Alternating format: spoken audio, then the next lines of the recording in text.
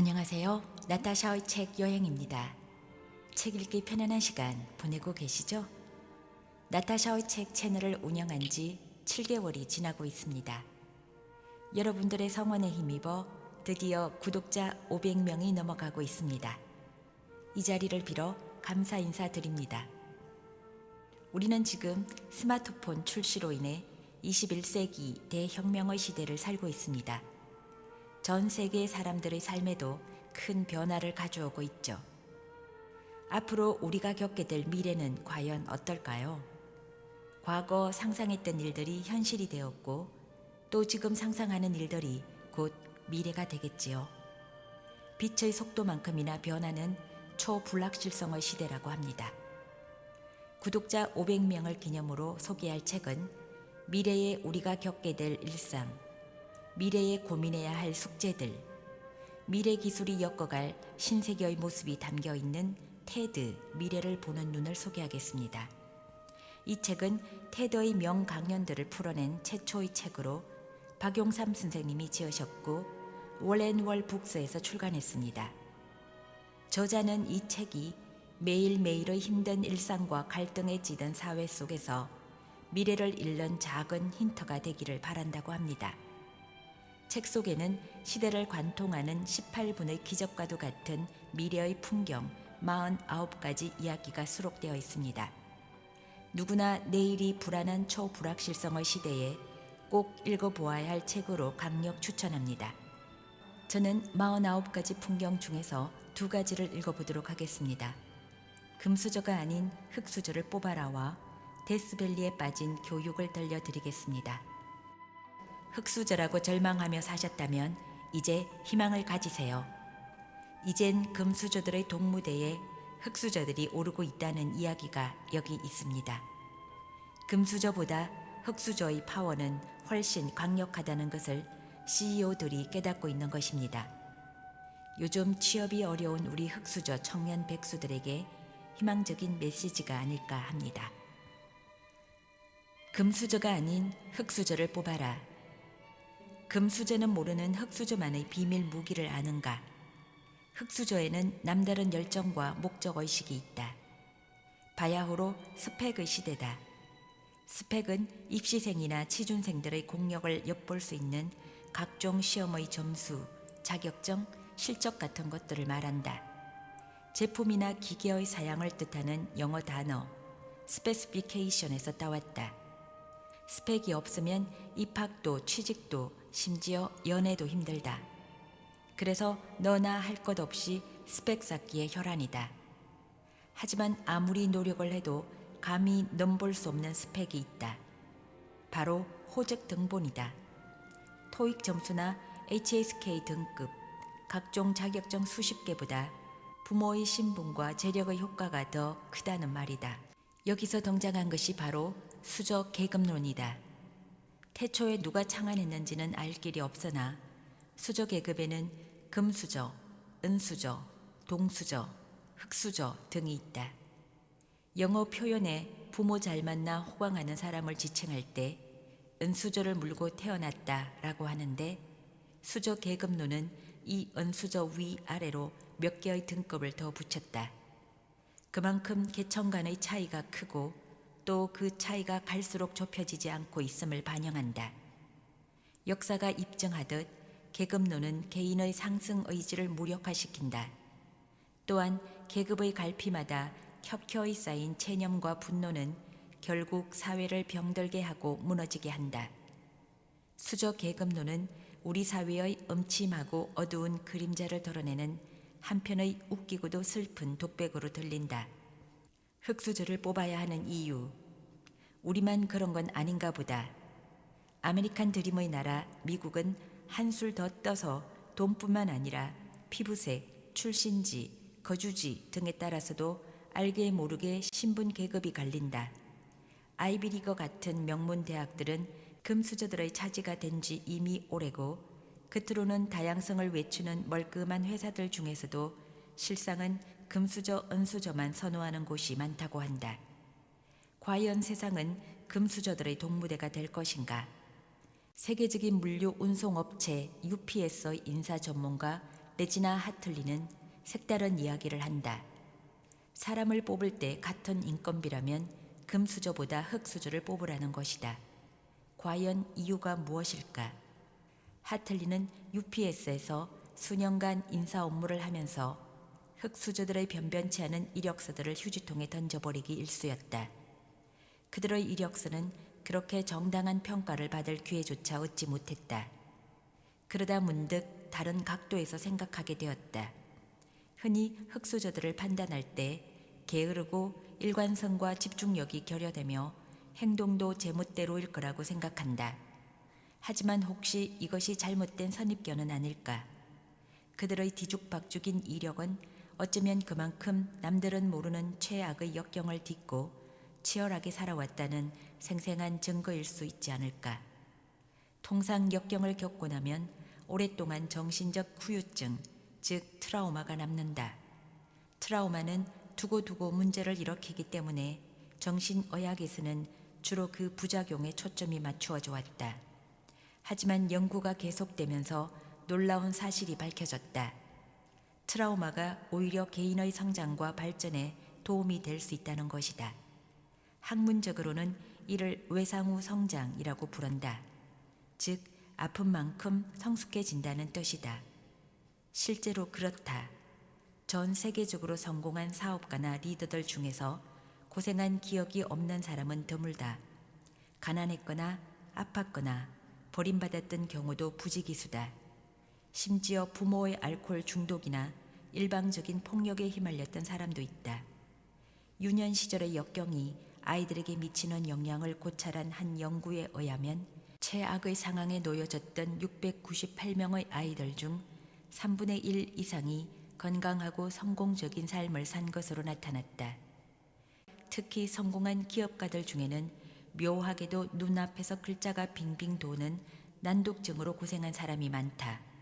CNN의 설립자 테드 터너, 버진그룹의 리처드 브랜슨, 시스코 시스템즈의 존 챔프스, 이케아의 잉그바르 캄프라드, 자산 운용사 찰스 슈왑의 창업자 찰스 슈왑 등은 모두 난독증을 앓았다.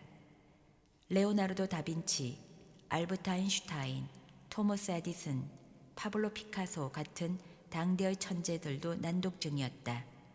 우리에게 친근한 영화배우 성룡과 톰 크루즈도 마찬가지다. 놀라운 사실은 이들이 난독증이라는 치명적인 학습 장애를 오히려 자신에게 바람직한 발전의 계기로 활용했다는 점이다. 읽고 쓰지 못하는 대신 오히려 사소한 것에도 주의를 잘 기울이고 남의 말에 더 경청하는 습관을 키웠기 때문이다. 흙수저의 비밀 무기는 열정과 목적의식. 달리 기댈 만한 구석이 없는 흙수저들은 자신을 통제할 수 있는 건 오로지 자신밖에 없다는 믿음으로 움직인다. 일이 잘 안 풀릴 때는 쉽게 좌절하기보다 더 나은 결과를 위해 어떻게 해야 할지를 끊임없이 자문한다. 또한 스스로를 무너지지 않게 잡아주는 열정과 목적의식으로 무장되어 있다.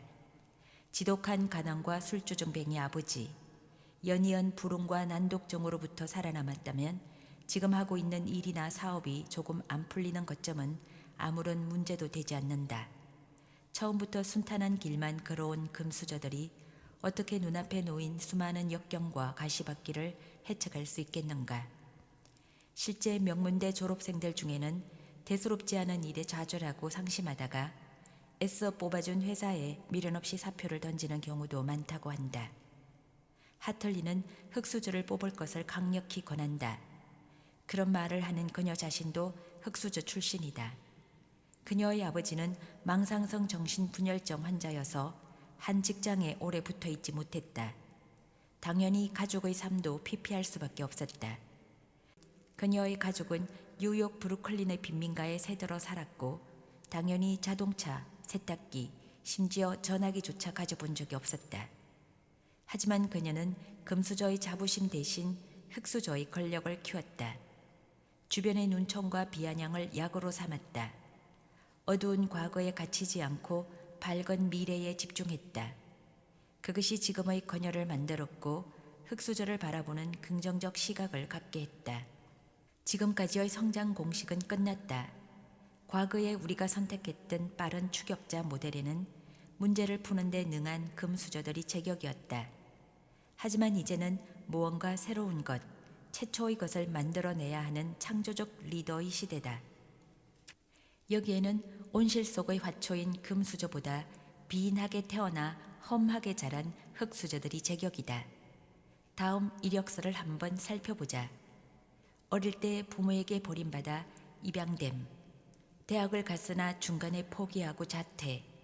번듯한 직장 없이 여러 곳을 전전함.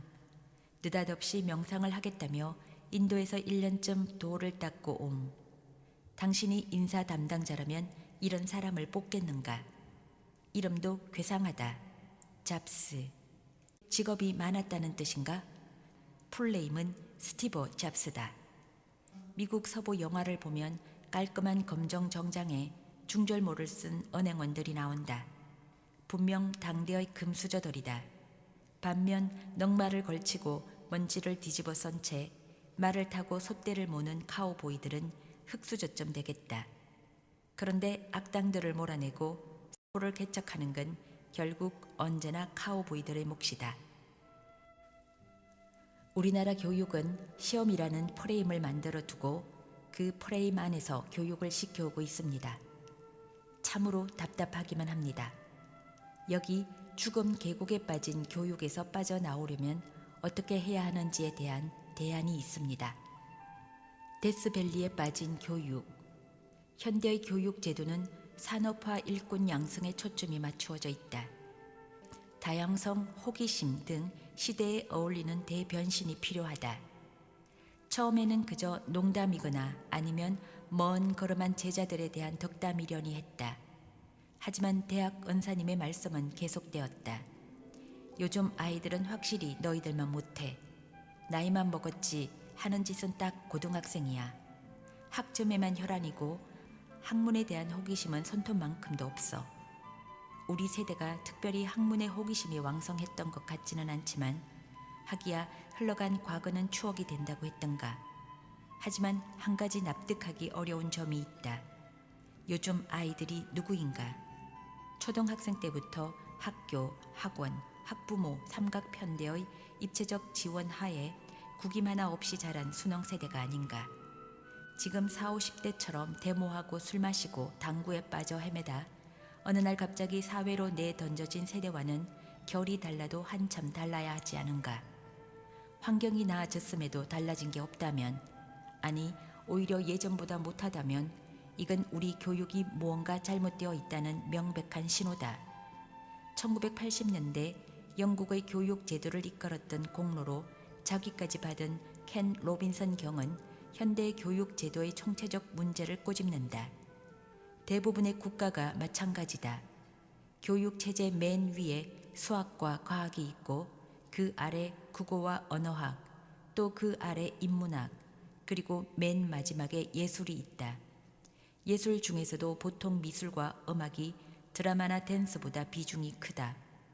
이런 식의 교육은 아이들의 허리 위, 특히 머리에 초점을 둔 편향된 교육이다. 그것도 뇌의 한쪽으로 심각하게 치우쳐져 있다. 학생들을 낙오시킨 미국의 낙오 학생 방지법. 로빈선 경은 지금의 교육 제도가 창의적 사고가 보다는 성실한 노동자를 키우는 데 집중되어 있음을 지적한다.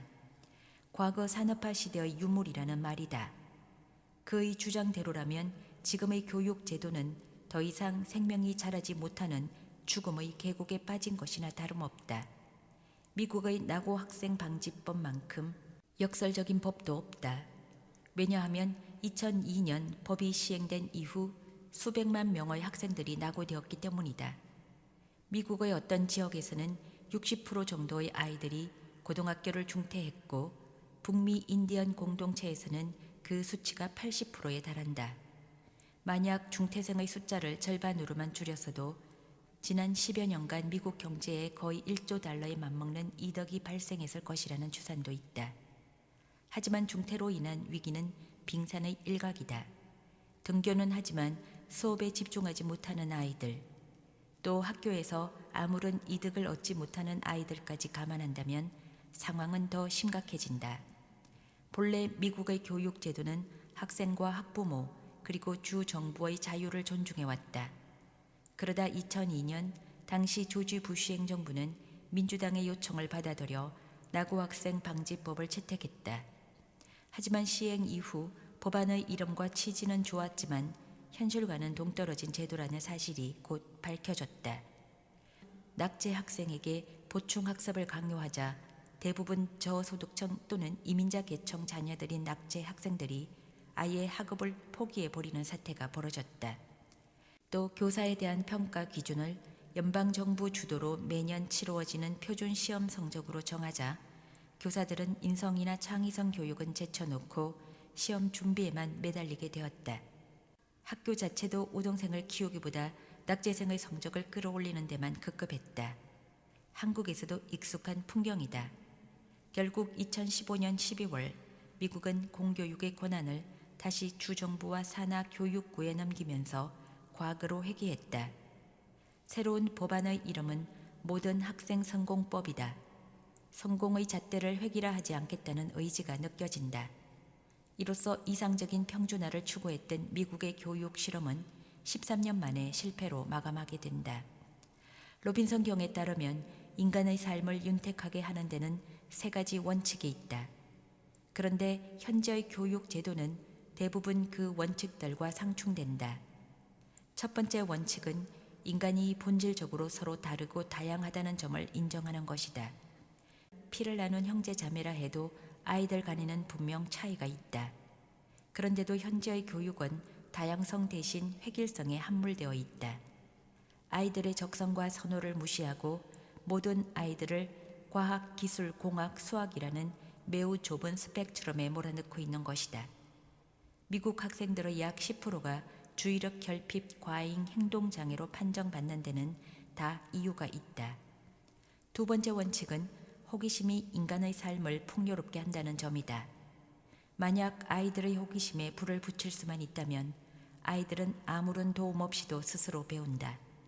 교육의 요점은 단순한 지식 전달이 아니라 아이들의 호기심을 자극하고 유발하는 멘토링에 있다. 그럼에도 현재의 지배적인 교육 문화는 시험에 초점이 맞추어져 있다. 시험은 배움을 리드하는 진단 역할에 그쳐야지 시험 문항 속에 호기심을 가두면 곤란하다. 세 번째 원칙은 인간이 본질적으로 창조적이라는 점이다. 우리는 매 순간 여러 대안과 가능성을 상상하면서 자신의 삶을 창조하고 또 계속해서 재창조해 나간다. 그래서 인간의 삶이 흥미롭고 역동적인 것이다. 교육의 역할은 이런 창의성의 힘을 일깨우고 발전시키는 것이지 사전에 짜여진 틀에 맞추어 표준화하는 것이 아니다.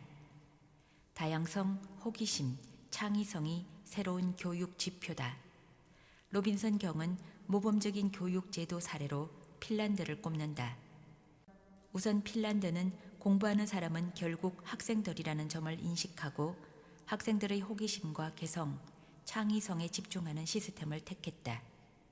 또 핀란드는 가르치는 직업을 굉장히 높게 평가한다. 훌륭한 교원의 선발부터 지원, 지속적인 전문성 개발에 드는 돈을 비용이 아니라 투자로 인식한다.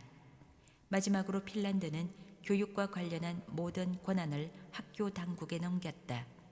정부나 입법기관의 회의실이 아니라 실제로 교육이 이루어지는 학교 현장의 판단에 재량권을 부여하고 있다. 우리나라 부모들의 교육열은 전 세계 최고다. 미국의 오바마 전임 대통령도 놀랄 정도였으니 말이다. 문제는 그 열기가 오직 좋은 특목고와 좋은 대학을 나와 번듯한 대기업이나 공무원 취직으로 귀결된다는 데 있다. 이건 아니다. 이래서는 결코 제2의 빌 게이츠나 스티브 잡스가 나올 수 없다. 정부의 역할은 물수능, 불수능을 오가는 데 있지 않고 학생들이 목표로 삼을 수 있는 인생의 장을 넓혀주는 데 있어야 한다. 스포츠도 1960, 70년대 권투와 프로레슬링 일변도를 넘어 지금처럼 전 종목을 골고루 키워냈더니 어느 순간 세계 10위권 스포츠 강국의 반열에 오르지 않았는가. 교육 강국이 되기 위해서는 학생들이 꿈꿀 수 있는 매력적인 선택지, 즉 대안을 많이 만들어 제시해야 한다. 그것이 진정한 정부의 역할이다. 메뉴 중에서 하나를 고르는 일은 열정적인 부모와 똑똑한 아이들, 공교육의 빈틈을 파고드는 학원들이 다 알아서 한다. 로빈son 경은 벤자민 프랭클린의 말을 인용하면서 강연을 마무리한다. 세상에는 세 가지 부류의 사람이 있다. 변화를 거부하는 사람, 변화를 따르는 사람, 그리고 변화를 일으키는 사람이다. 교육 개혁에 대해서는 누구나 공감한다. 변화를 따를 준비가 되어 있다는 말이다. 이제 촉발하는 일만 남았다. 다양성, 호기심, 창의성에 기반한 새로운 교육 제도는 시대의 흐름이 될 것이고 낡은 교육 체제에 일대 혁명을 가져올 수 있다. 그러면 창의성을 키우려면 어떻게 해야 하나요? 답답해하실 학부모님들에게 저의 대안 하나를 말씀드리겠습니다.